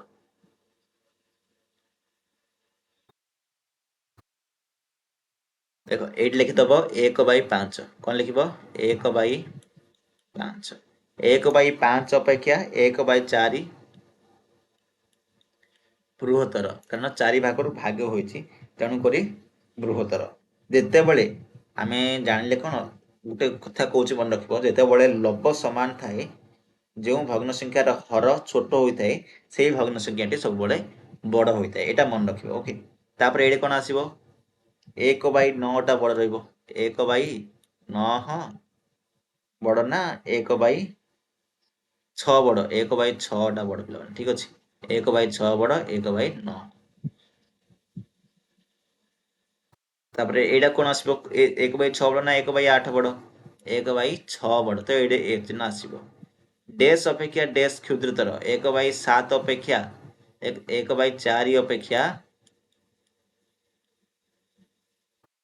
1/4 अपेक्षा 1/6 क्षुद्रतर 1/6 सॉरी 1/7 ना 1/7 क्षुद्रतर आशा कर तुम्हें बुझीपार ओके देख जदि लब दीटा समान अच्छी ना हर जोटा सान सेटा हूँ बड़ जिते हर दीटा समान अच्छी लब जोटा सान सेटा हूँ सान ओके मोर फूल बगीचा रोजी पाखरे 5 प्रकार फूल बगीचा चारा अच्छी कौन कौन गोलाप मल्ली सेबती गेंडू जुई चित्तर दर्शाइवा परि से बगीचारे समान भाव में गछगुड़िक लगे स्थिर कले मो पाखरे खूब कम सेबती चारा अच्छी तेणु गोलाप गछ 2 भागरे लगाइबी तांकर परिवर्तित योजना एठारे दर्शाई बगीचा को देखी प्रश्न गुड़िकर उत्तर दियो बोली से कौन बगीचा को देखिक प्रश्न गुड़िकर उत्तर देवाक एठारे कहिछि समस्ते बगीचाटी को देख प्रथमे मल्ली गछ बगीचार 1/5 अंश बा 1/5 लगी देख मल्ली गछ एटा हूँ मल्ली गछ 1 2 3 4 5 5 भाग होती 5 भाग 1/5 अंश लगी तो मल्ली गछ कौन 1/5 अंश लगी ठीक अच्छे जुई गछ बगीचार डैश अंश लगी जुई कोटा देख यहाँ हूँ जुई जुई केवल ये गोटे लगी तो ये लिख कौन 1/5 ही लिख के लिख 1/5 अंश ही लगी 1/5 अंश लगी गेंडू गछ बगीचार डैश अंश लगी गेंडू गछ देख गेंडू गछ भी 1/5 अंश लगी 1/5 लिखिदेव ये 1/5 अंश लगी ओके गोलाप गछ बगीचार 1/5 अंश और 1/5 अंश अर्थात 2/5 अंश 2/5 लगी गोलाप गछ को लगी ये भी लगी ये लगी 1/5 1/5 अर्थात 2 भाग होती तो 2/5 के 2/5 गोलाप गछ लगी बगीचा को देखी उत्तर दियो पुनर्बार आसला देख ए बगीचा देखी उत्तर देवा मल्ली गछ समुदाय बगीचार डैश अंश लगी मल्ली गछ कोटा मल्ली गछ मल्ली गछ पे एटा मल्ली गछ अर्थात एटा 1 2 3 4 5 5 भाग कर तो मल्ली गछ 1/5 अंश लगी ये लिखिदेवा 1/5 गेंडू गछ समुदाय बगीचार केते अंश लगी गेंडू गछ भी 1/5 ही लगी लिखिदेव 1/5 गोलाप गछ 1 2 3 3 भाग लगी अर्थात 3/5 3/5 अंश ठीक अच्छे बगीचा को देखी पुनर्बार उत्तर दियो बोली कहला देख गेंडू गछ बगीचार डैश अंश लगी गोटे अंश ही लगी तो लिख 1/5 गोलाप गछ 1 2 3 4 1 2 3 आउ 4 अर्थात 4/5 4 भाग लगी ना 4/5 एटा सबू जगह कौन गोलाप गछ लगी अर्थात 1 अर्थात 5/5 आस समाधान करवा 7 प्रकार फूल गछ चारा नहीं गोटे फूल बगीचा तैयारी कर मल्ली गेंडू जुई गोलाप सेबती मंदार आउ सदा बिहारी ओके कौन कह बगीचार 1 सप्तमांश गेंडू एवं 3 सप्तमांश लेखाए अंश गोलाप और मंदार गछ रही अर्थात देख 3 भाग हूँ गोलाप 3 भाग हूँ मंदार आ गोटे भाग हूँ गेंडू तो देख ए 7 भाग है ना 1 2 3 4 5 6 7 टोटाल 7 भाग होती ए 3टा हूँ करदेव कौन मंदार गछ करदेव आम कलर देदेबा मंदार गछ मान आम रेड कलर देदेबा ठीक अच्छे कहले आम बुझा सुविधा हम देख मुझे मंदार गछ दे दूसरी रेड कलर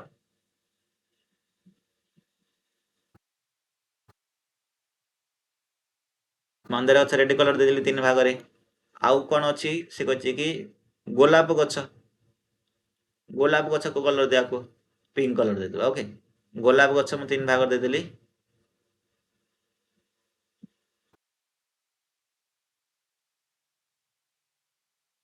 गोलाप गछ हो गला एबे कौन कही बगीचार 1 सप्तमांश हूँ गेंडू गछ गेंडु गछ आइला पिला माने गेंडु गछ दे गेंडु गछ हଉଛି गोटे भाग करिया कहछि अर्थात एटा हଉଛି गोटे भाग करबो गेंडु गछ क्लियर हैला एटा ओके चलो नेक्स्ट बा बगीचार 3 सप्तमांश सेबती गछ 2 सप्तमांश गेंडु गछ 2 सप्तमांश सदा बिहारी गछ ठीक अछि टोटल 3 4 5 6 7 7 भाग करबा आउथरे एटा 7 भाग कर पिला माने एटा जो अछि एटा 7 भाग करबा गोटे भाग 2 भाग 3 भाग 4 भाग 5 भाग 6 भाग 7 भाग 1 2 3 4 5 6 7 समान समान भाग करिवो मु एटा एमति कर देछि 7 भाग करछि 7 भाग हेले एटा कोन कहछि प्रथम कहछि 3 भाग कोन कहछि सेबती गछ आमे एटा 3 भाग मु सेबती गछ नै दोछि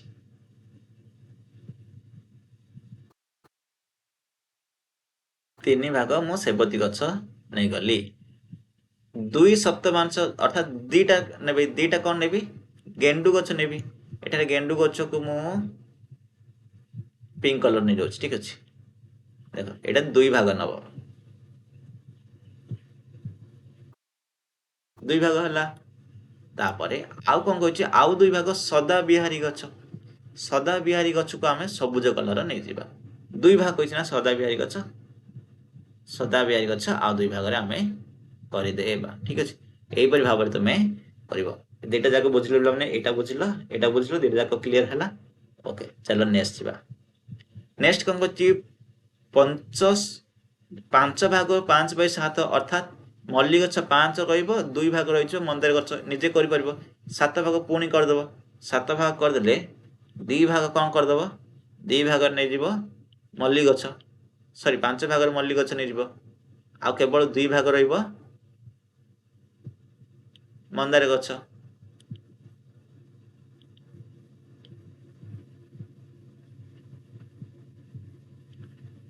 ठीक अछि आको 7 भाग करिवो देखो इन करिवो 7 भाग एट नेली आको 2 भाग करिवो ना एटा को 2 भाग देखाइला एटा 5 भाग करिवा 1 2 3 4 5 टोटल 7 भाग हला ओके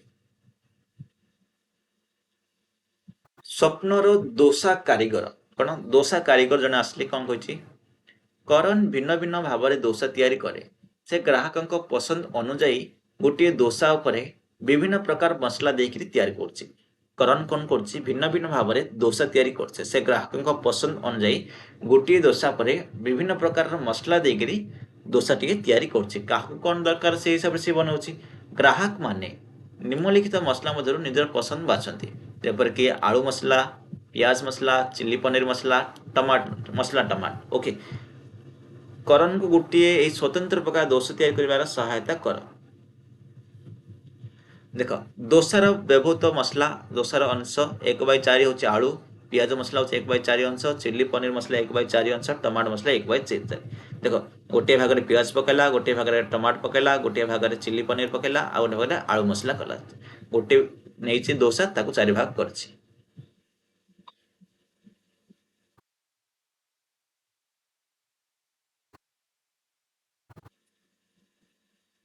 ओके चलो नेक्स्ट जीवा नेक्स्ट कोन देखिबा देखो निम्नलिखित दोषा गुड़िक व्यवहृत प्रत्येक मसला भग्न संख्या लेख बोली कहछि चिल्ली पनीर देखो 1 हूँ चिल्ली पनीर 2 हूँ आलू मसला चिल्ली पनीर 1 केते एक टोटल केते भाग होई प्रथम देखिदबा गोटे भाग 2टा भाग 3टा भाग 4टा भाग 5टा भाग 6टा भाग केते भाग होई 6 भाग कर जायछि ओके तार 1 केते लिखा अछि 1 2 3 4 चारि भाग रे चिल्ली पनीर लिखा जायछि चिल्ली पनीर केमति देली चारि भाग होली जोटी जोटी 1 लिखा आइछि सेटा होछि चिल्ली पनीर अर्थात 4 भाग 4/6 ए लिखि देबो 4/6 तापर आलू मसला कोन 2 भाग लिखा जायछि ना 2/6 लिखिबो 2/6 ओके ए नंबर आसबा 1 जो लिखा आइछि सेटा होछि टमाटो मसला केते भाग कराइछि 3 3 6 भाग ही कर जायछि ओके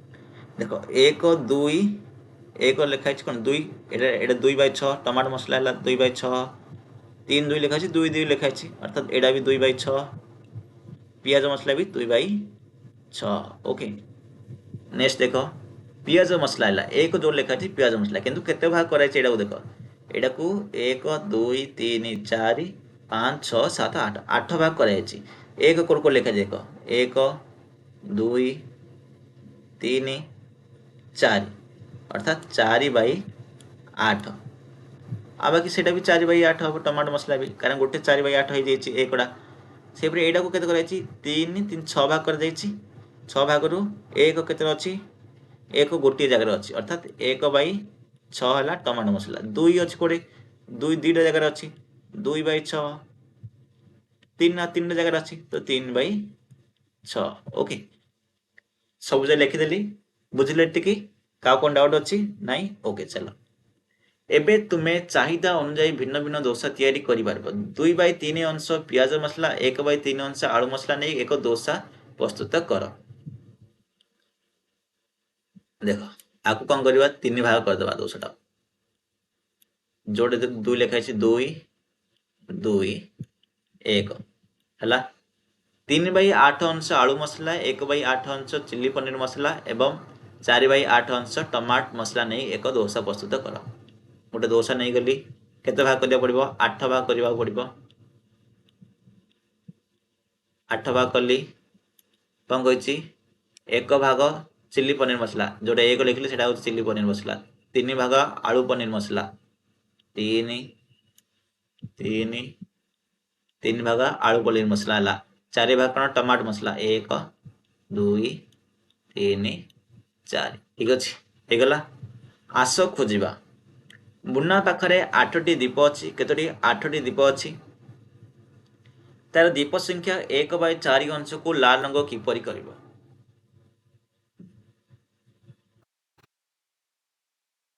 1/4 अंश दीप पाइबा आस दीप गुड़िक 4 समान भाग करवा तुम्हें देखिब कि दीप गुड़िक 4 समान भाग कर जाइए एबे दुईटी दीप को लाल रंग कले 1/4 अंश हेब कि दुईटी दीप को लाल रंग करवा जदि आमर ये 1/4 अंश हो देख कारण देख ये टोटाल है 8टा दीप 8टा दीप दुईटा दीप नि 4 भाग करागला 4 भाग गोटे गोटे भाग के पड़ा 2टा लाखी पड़ा ताको गोटे जदि आम करदेबा 1/4 हो दुईटा दीप जदि आम नहीं जावा ओके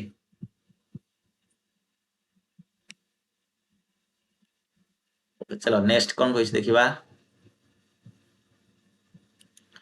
निम्नलिखित परिस्थिति गुड़िक भग्न संख्या खोजा चेष्टा कर निम्नलिखित परिस्थिति भग्न संख्या गुड़िक खोजा चेष्टा कर चित्र रे उपयुक्त अंश को गोल बुलाओ चित्र रे उपयुक्त अंश को गोल बुलेवा कही 12टी बिस्कुट अच्छी तले दि जाइथिबा पिलांक संख्या अनुसार प्रत्येक केउ भग्न संख्यार बिस्कुट पाइबे 12टी बिस्कुट अच्छी तले जाइथिबा पिलांक संख्या अनुसार प्रत्येक भग्न संख्यार बिस्कुट पाइबे 3 जन पिला 6 जन पिला 2 जन पिला 4 जन पिला इजिली तुम कर देख 12टी बिस्कुट अच्छी तले दि जाइथिबा पिलांक संख्या अनुसार भाग बांटिबा को कहिछि 3 जन पिला माने कोन पाइबे 1/3 अंश पाइबे अर्थात 12 केते 4टी लाखे पाइबे केतोटी बिस्कुट पाइबे 4टी लाखे पाइबे टोटाली 12टी बिस्कुट अच्छी ना बिस्कुट संख्या होची केते 12 हरण 3 करिवो 4टी लेखा पाइबे 4टी बिस्कुट को गोल बुलेबा 1 2 3 4 ठीक अच्छे मुझे गोल बुलने कही दूसरी ठीक अच्छे 6 जन पिला पाइबे अर्थात 1/6 अंश पाइबे 12 हरण 6 हम 12 हरण 6 कले केते 12 हरण 6 अर्थात 2टी 2 जन पिला पाइबे अर्थात 1/2 अंश पाइबे अर्थात 12 हरण 2 अर्थात 6टी पाइबे 4 जन पिला पाइबे 1/4 अंश अर्थात 12 हरण 4 अर्थात 3टी बिस्कुट पाइबे बुझल क्लीयर 3 जन पिला केतोटी पाइबे 3 जन पिला पाइबे पिला 4टी 6 जन पिला पाइबे 2टी लेखाए 2 जन पिला पाइबे 6टी लेखाए 4 जन पिला पाइबे 3टी लेखाए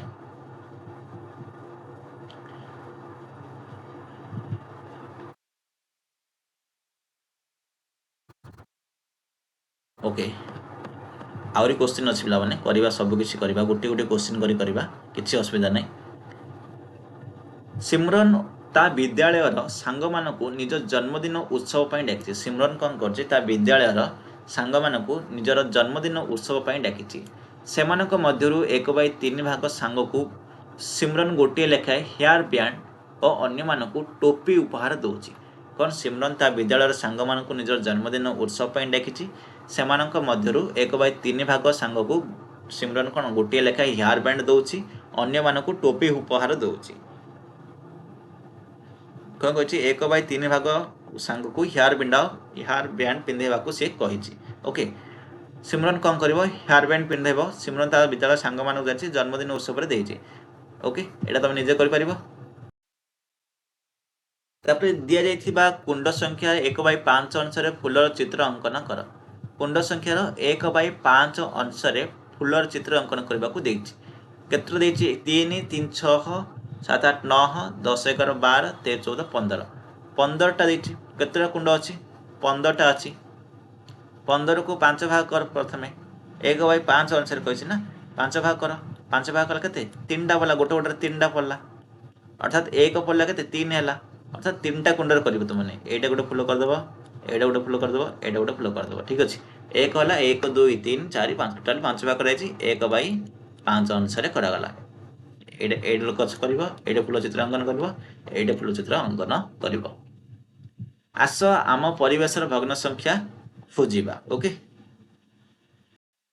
देख कौन कही कुमुदिनी आग्रहर सहित जानवा चाहूँ कि दैनंदिन जीवन में आम के भग्न संख्यार व्यवहार करुचे से जानी किसी उदाहरण तले दि जाए अधिक उदाहरण पाइबार साहाय्य कर एवं सेगुड़िक चित्र तुम खातार अंकन करने को चेष्टा कर 1 नंबर कौन कही गतकाली माँ 16टी आरिसा पिठा 4टी सामान भागे भाग करने को कहले कागज खोल 16टी आरिसा पिठा अच्छी 16टी आरिसा पिठार चित्र अंकन कर एवं यार एक चतुर्थांश को दर्शाओ प्रत्येक भाग में गोटे आरिसा पिठा रहिबो देख उत्तर कौन प्रत्येक भाग में 3टी लेखाएं आरिसा पिठा रहिबो प्रत्येक भाग में कौन हम ये चित्र करने संभव नहीं तेणुक चित्र देखौनी बुझे दूसरी प्रत्येक भाग में 3टी लेखाएं आरिसा पिठा रहिबो चित्र किपर कर खातार 12टी छोट वृत्त पिठा टाइप आंकिब से जेकोसी 3टी पिठा को गोल किंबा रंग करी एक चतुर्थांश देखेब ठीक अच्छे 12टी तुम्हें गोल कर गोल कर 3टी पिठा को तुम रंग करदेव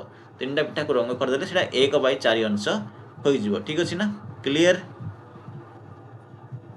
एवं चलो तापर कौन कही रोहन ता खाता सजेवाई एक रिबन फिता नहीं कौन एक रिबन फिता नहीं मोहन रिबन फितार लंब रोहन रिबन फितार लंबर एक चतुर्थांश तेरे रोहन रिबन फितार लंब को चित्र दर्शाव देख जदि रोहन रिबन फिता को समान 4 भाग करा जाए तेबे सेतुरु मात्र गोटे भाग मोहन रिबन फिता हेब चित्र रे थिबा जो रोहन रो लाल रंगर फिता आयतकार चित्र फिता को 4टी समान भाग में मापी विभक्त करिवो तमे ए जो रही रिबन फिताटा ताको समान 4 भाग में विभक्त करिवो किंतु अंकन करिवो सेही 4 भाग रो केवल गोटे भाग जोटा 1/4 आकार रे एक छोट आयत खंड आंकी ताको कौन करदेव रंग करदेव जहाँ मोहन रिबन फितार लंब हम ओके क्लीयर एति कहत तापर निजे चेष्टा करी देख तुम परिवेश को अनुध्यान कर एवं भग्न संख्या व्यवहार होउथवा परिस्थिति गुड़िक विचार कर जेकोसी 2टी उदाहरण निर्मय स्थापन कर बोली कह देख आम दैनंदिन जीवन में परिवेश भग्न संख्या व्यवहार करथवा 2टी सहज उदाहरण मु कहबाक चेष्टा करुच्ची प्रथमतः होची उदाहरण गोटे होची सेव किंबा फल बंटन विषय नहीं पारिबा आमे गोटे गोल सेव को मझिरु काटी 2 भाई भौणी समान भाग में बांटी खाइले प्रत्येक सेवर अधा अंश पाइबे आउ गोटे उदाहरण कौन गोटे पूर्ण ग्लास पानी रु अधा ग्लास पानी पीवा पर ग्लास रो 1/2 भाग पानी बड़का रहिला अथवा गोटे रुटी को 4 समान खंड कले प्रत्येक रुटी खंड 1/4 अर्थात एक चतुर्थांश अंश होता है तापर देख कही आस समाधान करिबा खंडीए आयताकृति कागज नियो या 3टी समान भाग में भांग तापर पुणी खल गोटे आयताकृति कागज नब ताकू समान 3टी भाग में भांगीदेव तापर पुनर्बार ताकू खोलिब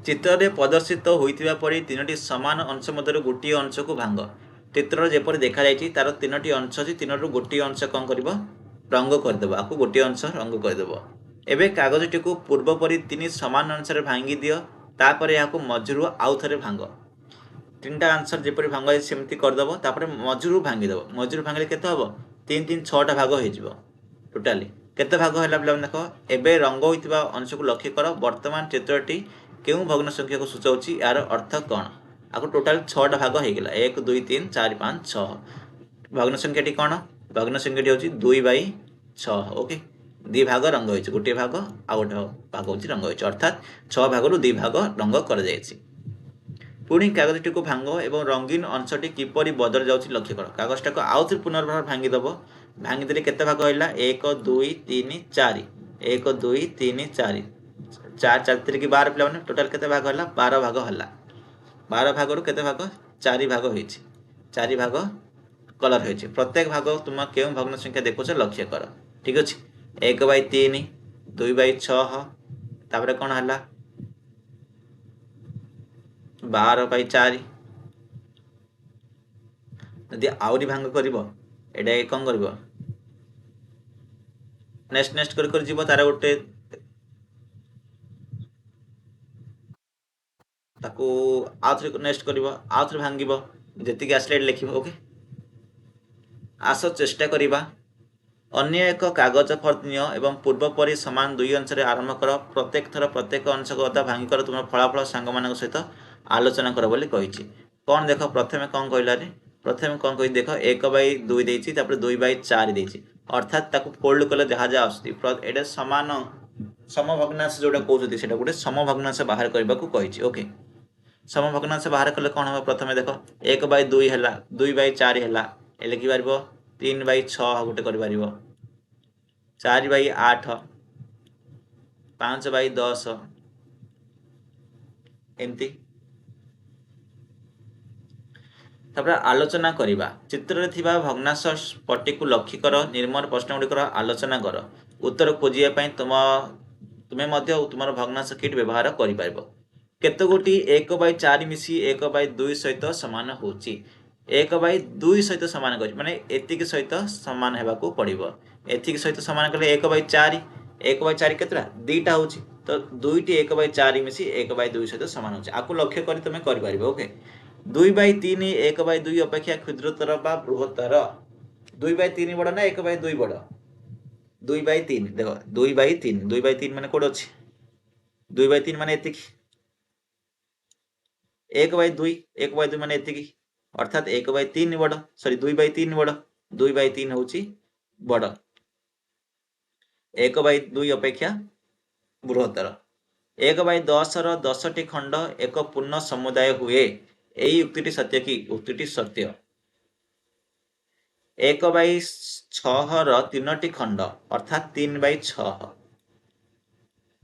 1/8 रो 2टी खंड सहित समान 1/8 रो 2टी खंड 2/8 2/8 देखो एडा हम चित्र को देखि देबा एड 6 देखो 6 माने केते की 3टी खंड माने एति की 2/8 माने केते एति की समान की एडा समान नोही एडा भूल 1/8 रो केतोटी खंड मिसले 1/4 हबो 1/4 माने एति की दुईटी खंड मिसले हे जिवो केतोटी खंड मिसले दुईटी खंड मिसले हे जिवो ओके शेष क्वेश्चन आस समाधान करिबा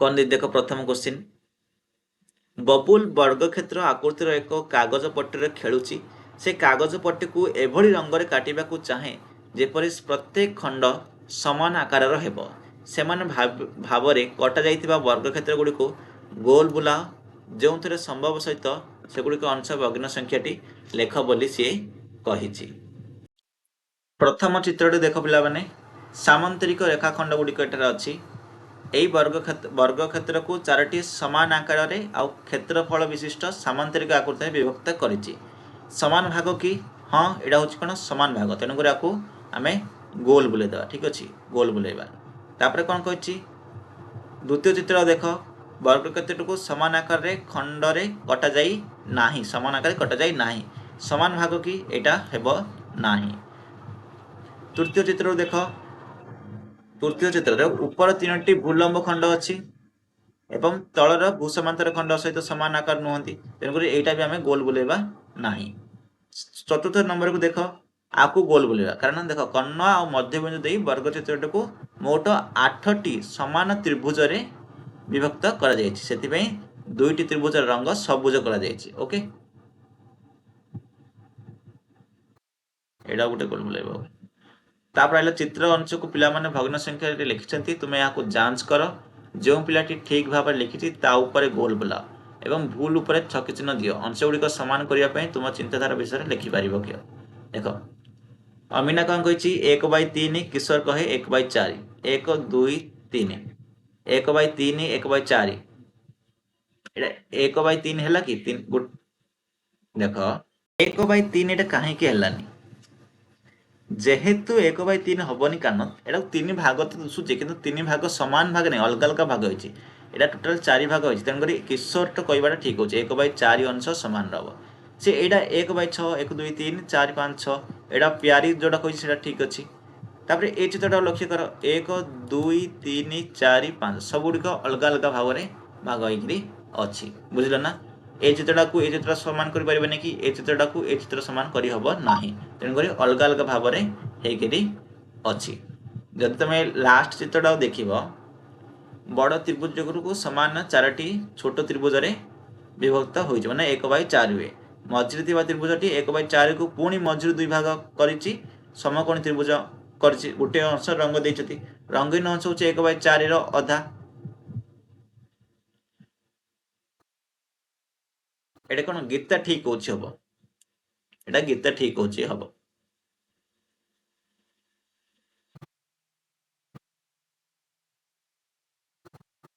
तले दिएथिबा चित्र रे रंगीन अंश सूचाउथबा भग्न संख्या को तळ कोठरी रे लेख तले दिया जाइथिबा चित्र रे रंगीन अंश सूचाउथबा भग्न संख्या को तळ कोठरी लेख बोली कहिछि एटा टोटल केते एडे गणिबो ठीक अछि ना केतटा कोठरी अछि गणिबो ताको नेगरी एडे करबा को पड़िबो 1 2 3 4 5 6 7 8 9 टोटली 9 9 दुगुणे 18 टा ठीक अछि केतरा कर जाइछि 18 टा अछि ओके 18 भाग होइछि 18 भाग केते भाग इ कराइछि 1 2 3 4 5 6 7 8 9 9/18 ठीक अछि अर्थात 1/2 1/2 एटा हबो एडे भी सेम गणिबो केतटा 3 300 एडे भी 18 टा का अछि 1 2 3 4 5 6 6/18 अर्थात 1/3 एट देख कतरा 1 2 3 3/18 1/6 हम 3/18 ओके तले दिए प्रत्येक चित्र नील अंश संपूर्ण आकृतिर केते अंश दर्शाउछि ताहाको भग्न संख्या चिन्हट कर लेख 1 2 3 4 5 6 अर्थात 3 1 4 एडा हम 4/6 एडे भी 1 2 3 4 5 6 7 8 4/8 हम एटे 3 3 6 7 8 9 1 2 3 4 5 6 6/9 हम ठीक अछि तले दिए चित्र गुड़िक सूचना आधार रे विभक्त कर एवं उपयुक्त अंश को रंग दियो 2/3 अंश को रंग दियो अर्थात कौन कर 3 भाग भाग करदेव 3 भाग भाग करदेले आमे कौन करवा 2 भाग रे रंग देदेबा ओके 2 भाग रे आमे रंग देदेले तापर कछि 4/6 आ कौन करिवो 6 भाग रे भाग करिवो 6 भाग रे भाग करिवो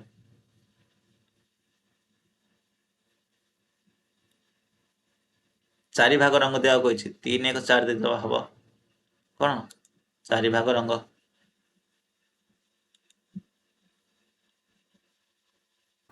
3 भाग आ गोटे भाग 4 भाग ठीक अछि सेपरी आ बाकी गुडी को मध्ये कर दबो एटा 1/4 अंश को रंग देबो आक कोन करबो 4 भाग करबो रंग देबो तापरे 8 भाग करी ताको रंग देबो बाकी गुडी को मध्ये सेम करबो ओके